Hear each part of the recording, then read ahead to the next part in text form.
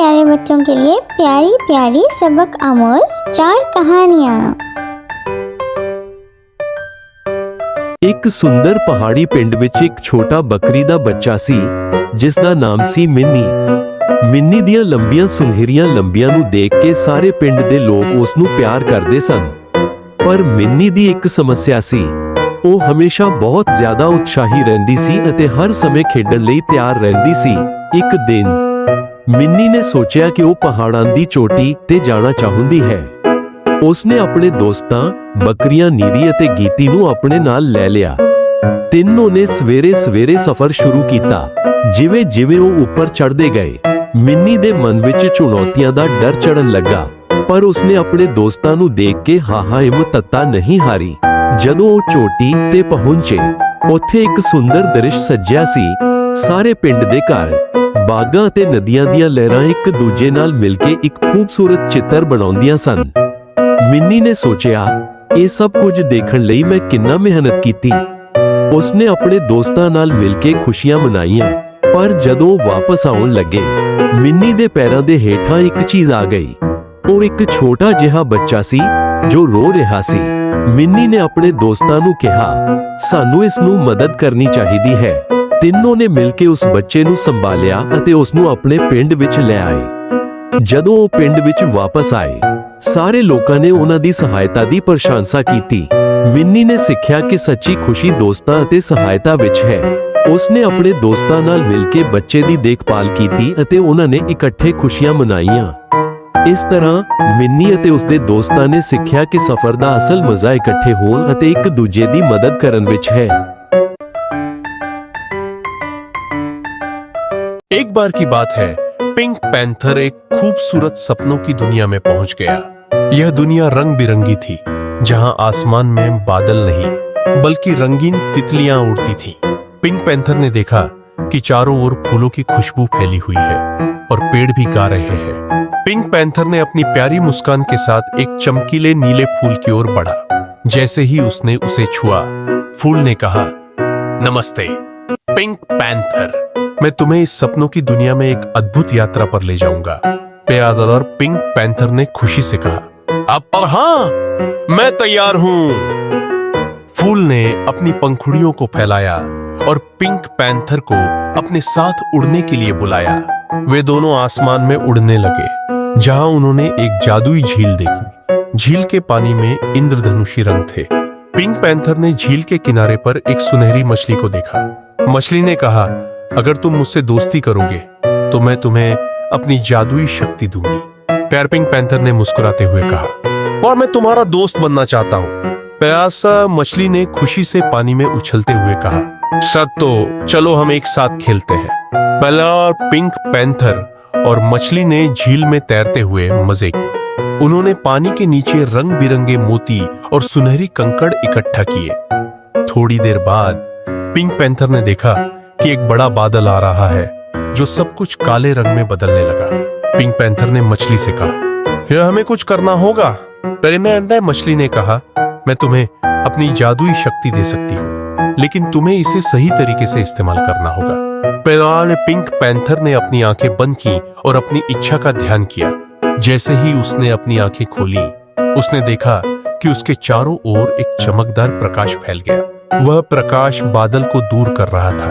Pink panther ने मुस्कुराते हुए कहा, पर हमने इसे कर दिया। सपनों की दुनिया फिर से रंग बिरंगी हो गई। पिंक पैंथर और मछली ने एक दूसरे को गले लगाया और कहा, पर हम हमेशा दोस्त रहेंगे। पर इस तरह पिंक पैंथर ने अपनी साहसिकता और दोस्ती की ताकत से सपनों की दुनिया को बचा लिया और फिर वह अपने घर वापस लौट आया, लेकिन उसके दिल में हमेशा उस जादुई यात्रा की यादें रहीं। The magical paintbrush. Once upon a time, in a tiny village, there lived a young boy named Ali. Ali loved to paint and dreamed of becoming a famous artist one day. One day, while exploring the attic of his family's old house, Ali stumbled upon an old, mysterious-looking paintbrush. As soon as he picked it up, the brush began to glow. Suddenly, Ali found himself transported to a magical world where his paintings came to life. He painted a beautiful butterfly, and it fluttered off the canvas. He painted a happy dragon, and it roared with delight. Ali used the magical paintbrush to create all sorts of wonderful things. He painted a garden filled with colorful flowers, a sparkling river, and even a magnificent castle. But as the sun began to set, Ali realized it was time to return home. He said goodbye to his new magical friends and promised to return soon. From that day on, Ali used the magical paintbrush to bring joy and beauty to his village. And every time he painted, he knew that a little bit of magic was always with him. The end. I hope kids enjoy this story. जहां हर जगह हरियाली थी और नदियां बहती थी, इस गांव में एक चतुर चूहा था जिसका नाम था चीकू। चीकू हमेशा नई नई योजनाएं बनाता था और अपने दोस्तों के साथ मजेदार कारनामे करता था। गांव के पास एक बड़ी नदी बहती थी जिसे सभी पिलारोडेन टोरेंट पीटस कहते थे। यह नदी बहुत तेज बहती थी और उसमें तैरना बहुत मुश्किल था, लेकिन चीकू और उसके दोस्तों को हमेशा रोमांच की तलाश रहती थी। एक दिन चीकू ने सोचा कि क्यों ना वे इस नदी को पार करने की कोशिश करे और दूसरी तरफ के जंगल में जाए जहां सुनहरी फसलें और फल फूल खिलते थे। चीकू ने अपने दोस्तों मिंकी, एक चंचल गिलहरी, और टिंकू, एक समझदार कछुआ को बुलाया। उसने कहा, हम आज रोडेन टोरेंट को पार करेंगे, वहां हमें बहुत सारे फल मिलेंगे। फिर मिंकी ने उत्सुकता से कहा, हाँ, यह तो बहुत मजेदार होगा। लेकिन टिंकू ने चिंता जताई। लेकिन चीकू, नदी बहुत तेज बहती है, हमें सावधानी से चलना होगा। चीकू ने कहा, हम एक योजना बनाएंगे। हम एक साथ मिलकर एक छोटी सी नाव बनाएंगे। पहला सभी ने मिलकर बांस और पत्तों से नाव बनाई। जब नाव तैयार हो गई तो वे नदी के किनारे पहुंचे। चीकू ने कहा, सभी तैयार हैं? हम एक साथ बैठेंगे और नाव को आगे बढ़ाएंगे। नाव में बैठते ही चीकू ने चिल्लाया, चलो हम आगे बढ़ते हैं।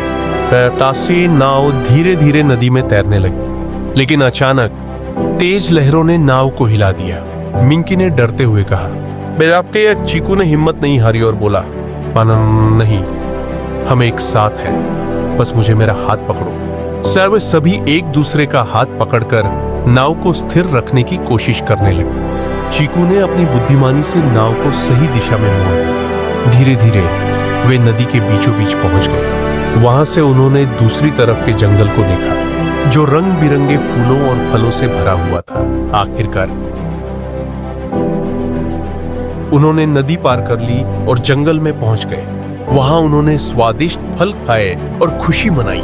चीकू, मिंकी और टिंकू ने समझा कि जब वे एक साथ होते हैं तो किसी भी चुनौती का सामना कर सकते हैं। उस दिन से वे हमेशा एक दूसरे का साथ देते रहे और नए रोमांचों की खोज में निकलते रहे। इस तरह चीकू और उसके दोस्तों ने सीखा कि दोस्ती और साहस से हर मुश्किल आसान हो जाती है। कहानी अच्छी लगे तो सब्सक्राइब करना ना भूलना।